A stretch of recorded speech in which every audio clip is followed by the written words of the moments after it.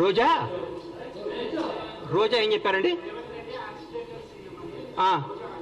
రోజా గారి గురించి, రోజా డైమండ్ రాణి, ఆమె గురించి ఏం మాట్లాడతాం? ఆమెకు సీట్ వస్తుందో రాదో డౌటు.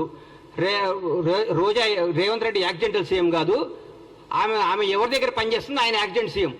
రేవంత్ రెడ్డి గారు ఫైటర్ రేవంత్ రెడ్డి గారు ఫైటర్, పోరాడిన యోధుడు.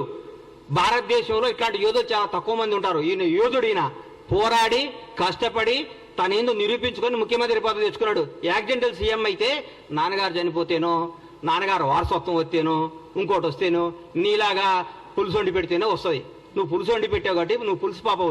నువ్వు వదిలేయి. నువ్వు రేపో మాపో మాజీ అవుతావు. ఆ మాజీ ఈ మాజీ కలిసి పెట్టి ఇక్కడ వచ్చి జబర్దస్త్ ప్రోగ్రామ్ చేసుకుంటా, పగల జబర్దస్త్ షూటింగ్, నైట్ పూట ఏమో మాజీలు కలిసి తాజాగా కేజీలు తెచ్చుకొని పులుసు వండుకొని పెట్టుకోను. అంతేగాని మా ముఖ్యమంత్రి అనే స్థాయి నీది కాదమ్మా తల్లి. నువ్వు స్థాయి కాదు, నువ్వు ఐటెం రానివి. నువ్వు ఐటెంలానే ఉండు.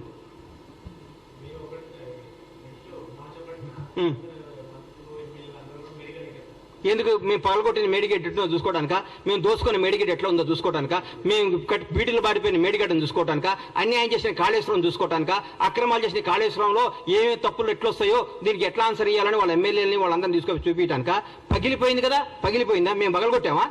మా ముఖ్యమంత్రి గారు, మా ఎమ్మెల్యేలు, మా మంత్రులపై పగలగొట్టి మీరు చూపించామా? మీరు కొట్టిన దాంట్లో పగిలిపోయింది, తప్పు ఒప్పుకోండి, దీన్ని బాగు చేయండి మా ప్రభుని ముఖ్యమంత్రి గారిని కోరుకోండి. దాన్ని ఎట్లా రిపేర్ చేయాలో, దాన్ని ఎట్లా ఓవర్కమ్ కావాలో, దాని ప్రజలకు ఎట్లా న్యాయం చేయాలో ఆలోచిస్తున్నాం. కానీ మీరు మేడిగడ్డ చూస్తేంది? పగిలిన మేడిగడ్డ అతుక్కుంటుందా?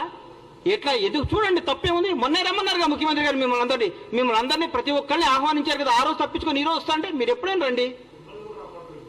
ఎవరిని?